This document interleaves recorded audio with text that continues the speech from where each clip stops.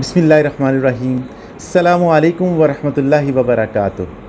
मैं हूं आपका अपना होस्ट अताउल मुर्तज़ा, आपके अपने यूट्यूब चैनल अल्लाह वालों की बातों के साथ। आज हमने जो महफ़िल सजाई है, इसमें हम तज़किरा करेंगे दिल की परेशानियों का, दिल के गमों का और उनके इलाज के बारे में बात करेंगे।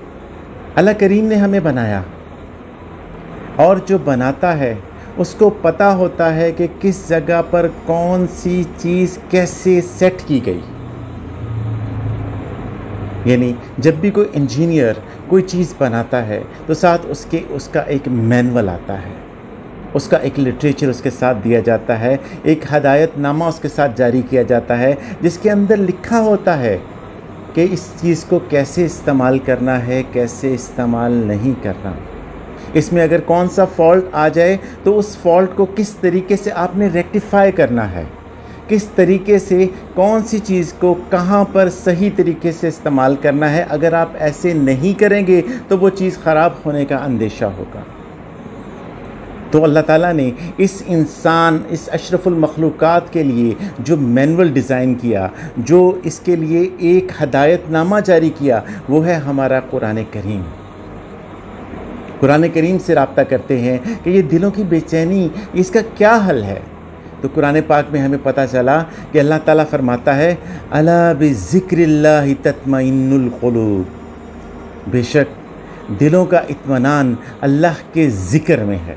एक बुज़ुर्गों से पूछा गया कि दिल बहुत परेशान है, बहुत तकलीफ़ में हूँ, बहुत उलझा हुआ हूँ, तो मुझे बताएं कि इस डिप्रेशन का, इस एंजाइटी का हल क्या है। तो उन्होंने अपनी 2 उंगलियां इस तरीके से खड़ी की और वो फरमाने लगे कि ये एक उंगली है अल्लाह ताला की मर्ज़ी, विल ऑफ अल्लाह करीम, और ये वाली उंगली जो है ये है आपकी मर्ज़ी। इसके दरमियान जो दरमियानी फ़ासला है वो सारे का सारा फ़ासला परेशानी है, बेचैनी है, बेसकूनी है। आप इस फासले को जितना ज़्यादा बढ़ाते जाएंगे आपकी परेशानी उतनी ज़्यादा बढ़ती जाएगी। जब आपको पता चले कि आप डिप्रेशन में आ गए तो आप देखें कि ये तो मैं अपनी मर्ज़ी पे चल रहा था, मेरे मालिक की मर्ज़ी ये ठहरी, तो अपने आप को उस मर्ज़ी के पास ले आएँ, आपका डिप्रेशन ख़त्म हो जाएगा। जितना आप इस अल्लाह ताला की मर्ज़ी के साथ होंगे उतना ही आप सुकून में होंगे, उतना ही आप इत्मीनान में होंगे।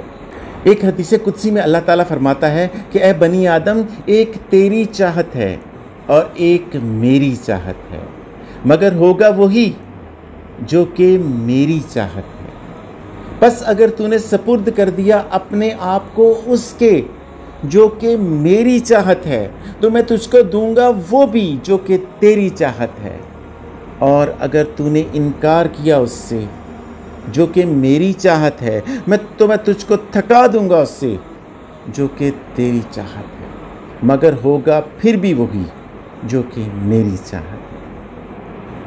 नाज़रीन इकराम, इस हदीस कुदसी के अंदर अल्लाह ताला बिल्कुल वाज़िया फरमा रहा है कि अगर तुझे कोई परेशानी आ जाए तो मेरी चाहत में आ जाओ, जो मैं चाहता हूँ वैसा करना शुरू कर दो, तुम्हें वो चीज़ मिल जाएगी। परेशानी, यूजुअली परेशानी जो होती है वो इस चीज़ पर होती है कि हमारी मर्ज़ी के मुताबिक काम नहीं हो रहा, हमारी जो चाहते हैं हमें वो नहीं मिल रहा, जैसे मेरे हालात होने चाहिए वैसे मेरे हालात नहीं हैं।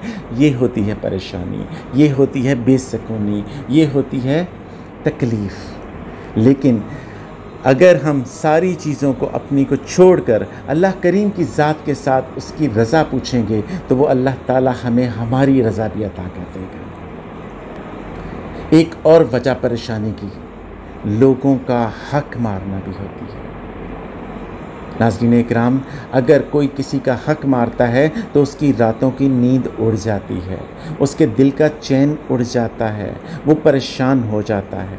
नाज़रीन इकराम, गौर कीजिए कितना महंगा सौदा किया कि एक छोटी सी चीज़ किसी की नाहक हमने ले ली और अपनी कीमती रातों की नींदें उड़ा बैठे, अपने दिल का सुकून इत्मीनान उड़ा बैठे। नाज़रीन इकराम, सिर्फ ये गौर कीजिए कि अगर तो वो आपकी परेशानी जो है वो अल्लाह करीम की ज़ात से रिलेटेड है तो अल्लाह ताला का ज़िक्र शुरू कर दें, दरूद पाक पढ़ना शुरू कर दें, इंशाअल्लाह वो आपकी परेशानी ख़त्म हो जाएगी। लेकिन अगर वो परेशानी किसी का हक़ मारने की वजह से है, किसी के साथ जुल्म करने की वजह से है, किसी को तकलीफ़ पहुँचाने की वजह से है, तो ये बग़ैर मुआफ़ी के मुआफ़ नहीं होनी, ये सुकून नहीं मिलना, ये इत्मीनान नहीं होना। उससे मुआफ़ी मांगें और उससे मुआफ़ी मांगकर अपनी ज़िंदगी को सुकून से भर लें। जिसका जो हक़ है उसको दे दें। यकीन जाने सिकंदर आज़म ने इतनी बड़ी दुनिया के अंदर हुकूमत करने के बाद उसने वसीयत की थी कि जब मैं मरूं तो कफन से मेरे दोनों हाथ बाहर निकाल देना, ताकि दुनिया को पता चले कि सिकंदर आज़म दुनिया से खाली हाथ गया है। खुदा की कसम, हम सब ने दुनिया से खाली हाथ जाना है कि आपका एक पुराना मोज़ा वो भी आपके साथ किसी ने जाने नहीं देना। एक बेसुकूनी की एक और बहुत बड़ी वजह है, वो है हराम रिज़्क।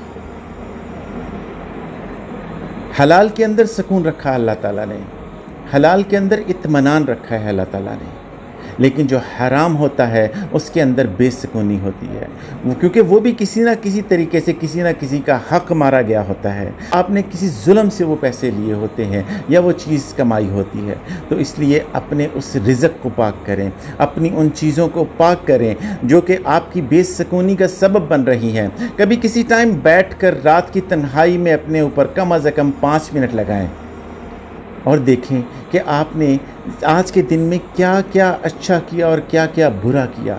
हर इंसान को पता होता है, अपना मुहासबा खुद करें, आपको अंदाज़ा हो जाएगा कि आज आपने किस बंदे के साथ कहाँ पर जुल्म कर दिया जिसकी वजह से आज रात आपको नींद नहीं आ रही। अल्लाह करीम से दुआ है कि अल्लाह करीम हमारी ज़िंदगियों को राहत और सुकून भरा कर दे, हमें आफ़ियत अता फ़रमा दे, हमारी परेशानियों को दूर कर दे। अल्लाह करीम आपको अपनी हिफ्ज़ व अमान में रखे। अपना ख्याल रखिएगा। अल्लाह हाफ़िज़।